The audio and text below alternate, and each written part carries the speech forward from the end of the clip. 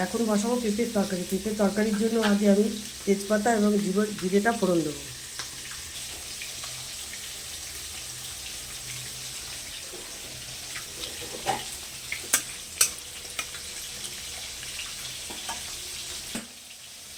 আগে আমি পেঁপের জন্য আলুটাকে ভেজে নিচ্ছি।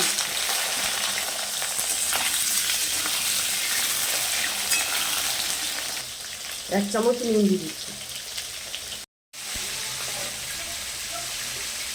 আলুর মধ্যে আমি একটু হলুদ গুঁড়ো দিয়ে দিচ্ছি।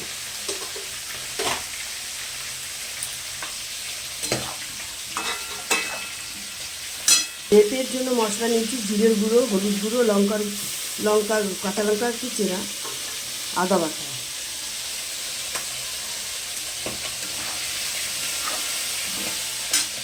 আলুটা একটু ভাজা ভাজা হয়ে গেলে মশলাটা আমি দিয়ে দেবো। মোটামুটি ভাজা হয়ে গেছে, এবার আমি মশলাটাকে দিয়ে দিচ্ছি।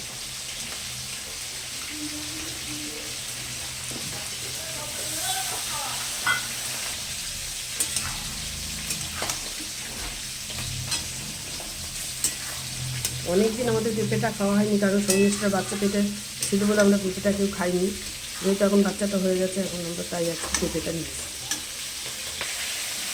এর মধ্যে আমি পেঁপেটা দিয়ে দিচ্ছি।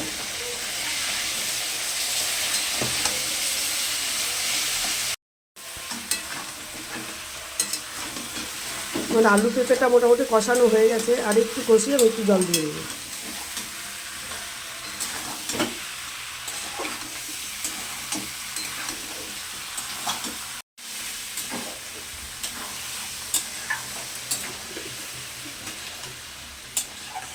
নিজের লোকেই নিজের আঙুল কেটেছে।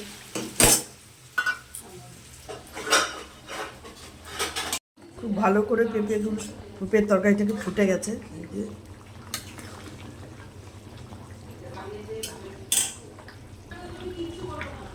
পেঁপের তরকারি আমার হয়ে গেছে, এবার আমি নামাবো।